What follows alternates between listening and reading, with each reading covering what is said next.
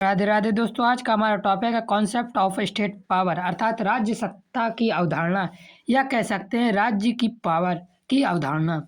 Political science में आज हम पढ़ेंगे राज्य सत्ता की अवधारणा, जो कि हमारे यूनिट 5 का पार्ट 4 है, जिस पर हमने स्टेट पावर की meaning, types, authority versus power के बारे में भी यहाँ पर देखने वाले हैं।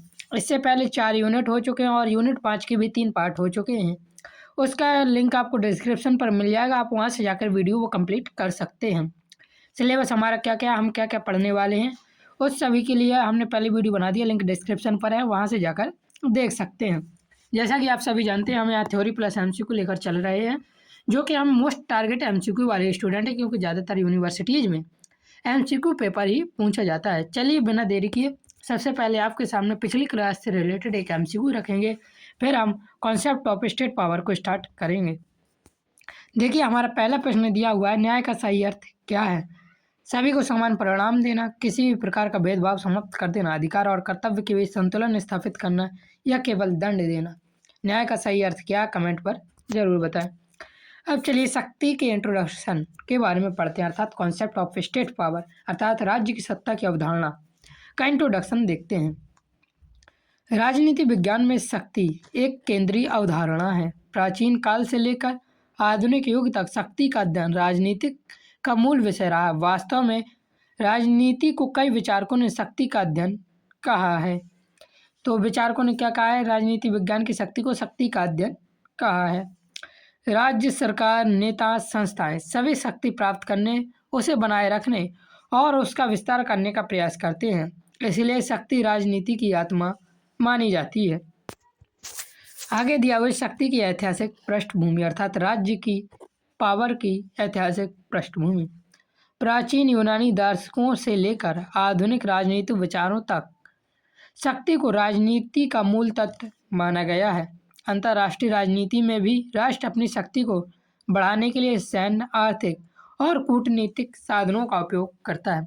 कोई भी राज्य अपनी शक्ति बढ़ाने के लिए क्या करेगा? सैन्य ताकत बढ़ाएगा, आर्थिक रूप से मजबूत होगा और कूटनीतिक साधन भी अपनाएगा। शक्ति के बिना अर्थात पावर के बिना राज्य की कल्पना अधूरी है, क्योंकि राज्य अपने कानून को लागू करने और व्यवस्था बनाए रखने के लिए शक्ति का प्रयोग करता है। आगे देखिए दिया हुआ है डेफिनेशन ऑफ पावर, शक्ति की परिभाषा। राजनीतिक विचारक जॉर्ज कैटलिन, याद रखना इंपॉर्टेंट क्वेश्चन हो जाएगा यहाँ से, ने अपनी पुस्तक सिस्टेमैटिक थ्योरी में शक्ति की व्याख्या की।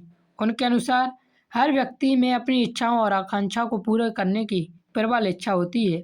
उन इच्छाओं की पूर्ति के लिए स्वतंत्रता और साधनों की आवश्यकता होती है। तो हमारा यहाँ से क्वेश्चन कैसे पूछा जा सकता है? जॉर्ज कैटलिन ने किस पुस्तक में यह लिखा है कि इच्छाओं की पूर्ति, स्वतंत्रता और साधनों की आवश्यकता होती है? तो याद रखना सिस्टमैटिक थ्योरी नामक पुस्तक में लिखा हुआ है। अर्थात शक्ति वह स्थिति है जिसमें व्यक्ति या संस्था अपनी इच्छाओं को पूरा करने में सक्षम हो। इस प्रकार शक्ति की परिभाषा होती है। आगे देखिए दिया हुआ शक्ति की विशेषताएं। सबसे पहली अवधारणा है जो विशेषताओं में संबंधनात्मक अवधारणा। शक्ति हमेशा दो पक्षों के बीच संबंध को दर्शाती है। एक पक्ष शक्ति का प्रयोग करता है और दूसरा प्रभावित होता है। शक्ति अकेले अस्तित्व में नहीं होती है। अर्थात यदि पूरी दुनिया में केवल एक ही देश होता तो उसको शक्ति की जरूरत ही नहीं पड़ती बाहर के लोगों से लड़ने के लिए। यदि यहाँ दिया शक्ति हमेशा दो पक्षों के बीच संबंध को दर्शाती है। शक्ति अकेले अस्तित्व में नहीं होती है। एक पक्ष शक्ति का प्रयोग करता है और दूसरा उससे प्रभावित होता है। जैसे आज भारत पाकिस्तान पर हमला कर दे तो क्या होगा? भारत अपनी शक्ति दिखा रहा होगा और पाकिस्तान इस शक्ति से क्या होगा? प्रभावित होगा, उसकी अर्थव्यवस्था रह जाएगी। तो इस प्रकार शक्ति दो पक्षों के बीच संबंध स्थापित करती है। यह अकेले किसी भी अस्तित्व में नहीं होती है। शक्ति परिस्थितियों पर निर्भर करती है।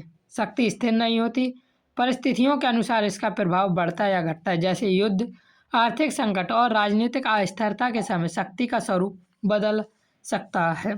अर्थात जब युद्ध होते हैं और आर्थिक संकट आते हैं तभी किसी राज्य की पावर हम देख पाते हैं। फिर आता है सहायक शक्तियाँ अर्थात सपोर्टिंग पावर। हर शक्ति के पीछे अन्य सहायक शक्तियाँ होती हैं। जैसे राजनीतिक शक्ति के पीछे आर्थिक और सैन्य शक्ति का समर्थन हो सकता है। यदि देखिए कोई राजनीतिक शक्ति है तो वो उस देश को राजनीतिक रूप से वह तब मजबूत हो जाएगा जब वह आर्थिक रूप से और सैन्य रूप से दोनों रूप से मजबूत होगा, तब उस राज्य की शक्तियाँ मजबूत होंगी। आगे देखिए दिया हुआ है उद्देश्य अलग अलग। शक्ति का प्रयोग सदा अच्छे उद्देश्य के लिए नहीं होता है। इसका उपयोग जन कल्याण के लिए भी हो सकता है और दमन के लिए भी हो सकता है। सैन्य शक्ति से भिन्न, अर्थात यहाँ राज्य की शक्ति सैन्य शक्ति से किस प्रकार भिन्न है यह देखना है। राजनीतिक शक्ति और सैन्य शक्ति अलग है। राजनीतिक शक्ति केवल हथियारों पर आधारित नहीं होती, बल्कि कूटनीति, नीतियों और प्रशासनिक क्षमता पर आधारित होती, जबकि सैन्य शक्ति केवल हथियारों पर आधारित होती है। आगे देखिए दिया हुआ है वास्तविक शक्ति धारकों की पहचान कठिन। लोकतांत्रिक व्यवस्था में शक्ति का विकेंद्रीकरण होता है। जैसे आपने सब सुना होगा, सबसे ज़्यादा शक्ति पीएम के पास होती है। फिर कुछ समय आता है कोई कह देता है सबसे ज़्यादा शक्ति न्यायालय के पास होती है। न्यायालय कोई कहता है संविधान के पास होती है, कोई कहता है राष्ट्रपति के पास होती है। इस प्रकार शक्ति का विकेंद्रीकरण होता है। हमारे देश में, हमारा देश लोकतांत्रिक देश है। किसी से पूछेंगे, कोई किसी का मत होगा पीएम सबसे ज़्यादा शक्तिशाली होता है। वह राज्य की चुनौतियाँ दे सकता है, राज्य की परिभाषा बदल सकता है, मतलब वह कुछ भी कर सकता है। लेकिन फिर बात आती है कि हमारे देश में संविधान है और सबसे ज़्यादा शक्ति होती है किसके पास? कोर्ट कचहरी के पास शक्ति होती है। तो इस प्रकार शक्तियों का विकेंद्रीकरण होता है। वास्तविक शक्ति धारकों की पहचान कठिन है। हम ये मत देते रहेंगे, किंतु वास्तविक शक्ति किसके पास है ये कभी पता नहीं कर सकते। उसके बाद आता है शक्ति के विभिन्न रूप, जैसे आर्थिक शक्ति। आर्थिक शक्ति धन, संसाधन और उत्पादनों के साधनों पर नियंत्रण से संबंधित है। जिनके पास आर्थिक संसाधन अधिक होते हैं वे समाज और राजनीति पर अधिक प्रभाव डाल सकते हैं। दूसरा दिया हुआ है राजनीतिक शक्ति। राजनीतिक शक्ति राज्य के शासन से संबंधित है। चुनाव जीतकर सरकार बनाना, कानून बनाना और नीतियां लागू करना राजनीतिक शक्ति के उदाहरण हैं। फिर दिया हुआ है वैचारिक शक्ति।